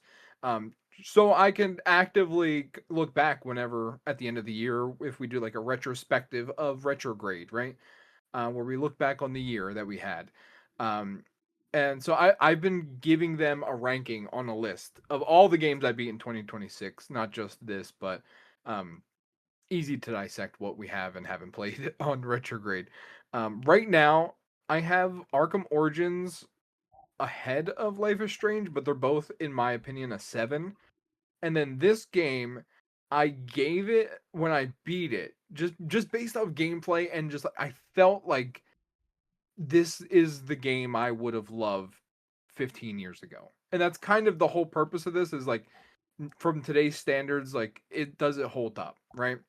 And I Mhm. think in terms of gameplay, graphics, yes, it holds up. And so I gave it originally like a 7.5 just to kind of solidify that it's that. But then I sat on it after I beat it and I was like, that story really was bad though. And so I was like, the story's not better than Life is Strange. Like it's not better like written. So like I can't say it's a better story than that. And like it's most comparable to Batman, which once again I currently have tied for the best rated game of retrograde so far. But I was like, is Batman's story better than God of War? And I think yes. Or at least God of War Ascension, because obviously that's the game we're Sure. talking Yeah, about. yeah, yeah. So I have this at like a 6.5 to 7. I have it in the mix, but I did originally have it above all of them, and then slowly I was like, you know what, nah, it's really not. So I have it at like a 6.5, which I think is fair. And we're grading that by today's standards. If this was 13, 15 years ago, whatever, um, it would be different. It would be because for the time it would have been a really really good game. Mhm. I have a few random points before I get into my final thoughts as well. First of all, this is really going to sound random, but this game has reflections on the marble floors, which is like a random like in certain areas. You're walking through like a palace, and you're like, what? Why does this have real time reflections? Like, I mean, maybe not real I time, but like it's baked in to some degree. But like, it's just like it's really impressive that they were able to squeeze this in. I know we talked about it in the Duke Nukem episode, but that was something that stood out to me when Duke Nukem had working mirrors. It's Yeah, just yeah, like, why, like, with how graphically, crazy these yeah. consoles are, we really need to get back to like the basics with some of this stuff and just like nice looking reflections, I think Yeah, is a good one. there's overall, I mean, again, for if you're new around here and you haven't listened to Retrograde before, I don't review games on a number. I also have hair and I shave just for this review. So, welcome to the channel, subscribe and all that stuff. But okay, so let me just read off a few of the things that have left here. First of all, as you're playing through the game, there's a few random pickups that you have, and the game's like, "Hey, if you want to use that, you picked up this. If you want to use this, be sure to beat New Game Plus." Beat the game. You think I fucking care? You think just give it to me now? I'm already bored going through the main campaign. Just give it to me in the fucking main campaign. So that was just that was a fun realization. I think that by and large, I do agree with kind of what Austin was saying, and I think it really comes down to a point of how you view video games. And for me, if I'm looking at instant gratification, like the moment of the action, I do think that I would probably say God of War Ascension would rank maybe higher than some. But at the end of the day, I look back and, ladies, I have rolled credits on God of War Ascension, and I could not care less about any singular character in that game. By the way, I beat the game 6 hours ago. You talk about Life is Strange. Actually, it's been 3 months. Go ahead. Can I quote you really quick? Yeah. When me and Sri had that conversation the other day, I kept asking because I didn't want to forget what my thoughts were, so I was kind of pushing you guys for a date, and so I was talking to Sri when we were just doing a late night debrief, that we occasionally do. Yeah. And so Sri breaks the illusion of not talking about the game, and he goes, "You want to know why I haven't beaten the game?" He's like, "It's because every opportunity I get to turn this game off, I do." It's true. So he's at the end of every single chapter, he's like, "This is a good stopping point," and then just leaves. It's honestly, Austin, I'm glad you brought that up because I forgot about it. But yeah, 100%. I didn't forget about it. Every chance I got to not play this game, I was like, "Oh, you know what? I'm done." I actually think you said this might be worse than Call of Juarez. I don't know if that's exactly what you said, but you said that I might like Duke Nukem better. I did say I like Duke Nukem better, but the reason is because at the end of the day, if you ask me what I'm remembering, I'm probably not going to remember nothing here. It's all just.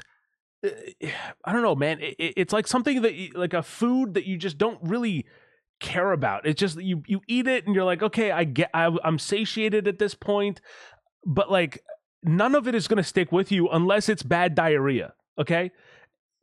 Life is Strange, I'll remember at least to some degree.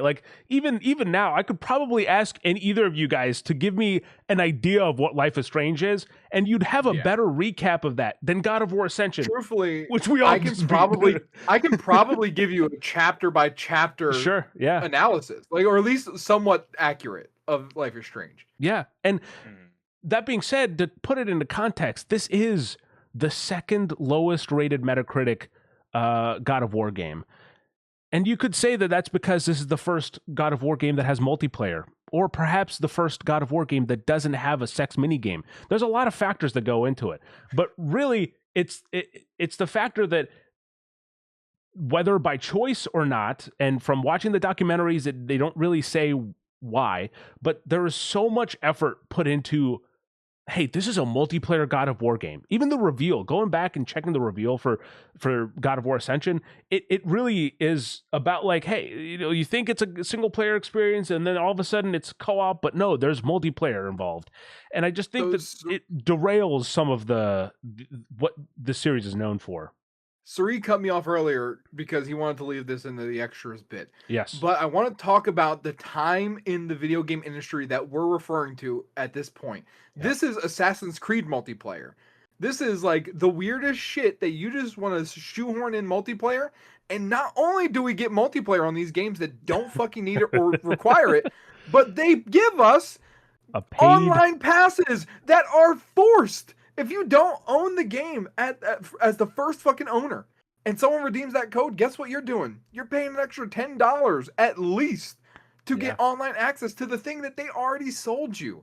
And this seems like something 100% that could come back. Like, I know that's so weird, but like we're in the part of the industry where it's like fuck the consumer, and this is like going back at it. This is very much fuck the consumer, and I even remember being slightly angry at it back then. And Well, I I really think the wanted to real play or at least try the multiplayer, yeah. but I was like, oh, I don't have a code, and I didn't even realize. Like, it unlocked the memory for me of just like that was a thing Yeah. that like we lived through, and I looked on the PlayStation Store, still $10, by the way, if you want to buy an online pass the God of War Ascension to play a 4v4 This was deathmatch. for context, this was at a point of time when the video game market, the video game industry was growing, but the problem was that there was a lot of retailers, like GameStop was thriving at this point, and it was entirely a secondhand seller. And so what the industry was trying to figure out was like, how do we monetize resales when someone else buys the game, when it's a pre-owned game? How do we monetize that? And that's when these multiplayer fees, like you have to get an online pass if you want to play online. It's just a bunch of bullshit, especially on a PlayStation 3 where you didn't need to pay for internet. As a notable plus point of the system, you could have just hop online, but they added a wrinkle that's not Xbox Live, which was these online passes. Nick, you were about to say something? I was just going to say what Austin said about the pass still being $10. If you want any sort of insight at what the all-digital PlayStation 6 future is going to be, this Welcome is a to $70 13-year-old games game, forever. and that is still full price for online access. Like, ugh. What a pressing thing to talk about right now. Actually, if you want to even go further, you have to buy that now because this fucking store's going away real fucking soon. Yeah, you're if right. you want to get really into it. Yeah, it's true. Just you might never be able to play the multiplayer for God of War Ascension. And they spent so much time working on that very thing that they couldn't give a shit about the story. That being said, though, to wrap it up, I do think at the end of the day, God of War Ascension can be fun in the moment. It has some of the best scale of any video game to 13 years after release. It runs like a miracle on the PlayStation 3, and there's definitely some highlights. But speaking as someone who hasn't played a God of War game, it might not be as ideal as it sounds to start like chronologically. I don't think that Ascension is the best starting off point. There's so much of this game that seems built upon the idea that you know who Kratos is, you know his story. As Nick was saying earlier, there's a part of this where they kind of like, oh yeah, his family died, he had to kill him, that's it, we move on. But like for seemingly God of War fans at this point, this was hammered in so hard that you can't forget it. But for kind of the average Joe, it sort of makes it feel like, oh, we're rushing past the fact that he had to kill his family. It's just a weird kind of game in the narrative wise. But again, you're not really playing God of War Ascension for the narrative, are you? You're playing for the real-time reflections, the gore, the boobs, and also the action. And I think all of that God of War Ascension more or less pays off on, as long as you're okay with kind of some pacing issues that might kind of dampen the overall experience of it. That being said, the last note that I think that I've not really touched on is Kratos without skin paint is cursed. You see like a glimpse of him, not like just bare skin, and I was like, this looks wrong. Ew. But with that said, thank you so much for watching. I hope you enjoyed another episode of Retrograde. This was a pretty long episode, but surprisingly felt like a breezy one. I don't know. Maybe it's because we had the least structure in terms of narrative. I also feel like there was a lot more of just like us talking about shit that's not necessarily just the game. But sure. But anything else from you guys about God of War Ascension at all? Nah. Okay. Fun. Thanks for choosing it, I guess. Yeah, Yeah, honestly, I think that was fun. like I feel like the month that we have coming up here for July, me and Suri have said it. I'm sure Nick also may have think. I don't want to put words in his mouth, but we have 3 games in July that we put up that genuinely I think we couldn't have gotten a bad choice. Because people vote and we do typically get the worst of the bunch. But I don't think that there was a bad one, and I think what got chosen is it's I mean it's another PlayStation exclusive. If anyone is interested, knowing we will be playing Infamous in July of 2026, so I'm really excited for it. The other options were Prototype and Mad Max, so so yeah, I don't know if you guys have any thoughts or anything you want to say off that, but I'm excited. Yeah, Infamous. I've played it a long time ago, but it's sort of like Batman Arkham. It's been so long that I don't remember much about it. So I just know that a lot of people were clamoring for them to port those games or remaster them or do something with the originals. So Me. I'm gonna be interested to see I There was am a people. lot of well talk. it holds I up. honestly thought it was going to happen. I honestly thought because of how much chatter there was that we were going to get an announcement, and that's why I said to hold off for this Mhm. vote for God of War because we were waiting for the E3 equivalent conferences to be done. Yeah, well, Nick is also waiting for Sly Cooper, and look where he is. Just It's true. sad. It's true. But yeah. I'm sure I'll bring it up next recording. So So that being said, yes, we'll see you next month, as always, for another episode of Retrograde. We've somehow made it 6 months uninterrupted, and despite some delays, we've been having a great time with the show. Thank you to everybody who's been tuning in and watching, and commenting and sharing. We really appreciate it, and of course, And most importantly, voting. Yes, exactly, voting. Again, this was a huge voting session. We left it open for a lot longer too, so maybe we'll do that for future months. But tune in next time. And because it was tied, which is just crazy. Like, No. I appreciate the one that we just ended is a for average. God of War. God Oh of War yeah, we had yeah. for 5 days. I think it was like the longest we really left the poll up. That is true because it was like Wednesday to Sunday or whatever because of the conferences. That is true. And again, thank you to everyone who showed up. Check out respawnstation.com for more. But if you're new around here, subscribe, and we'll see you next time. But until then, as always, have a good night, a good morning, and a damn good time.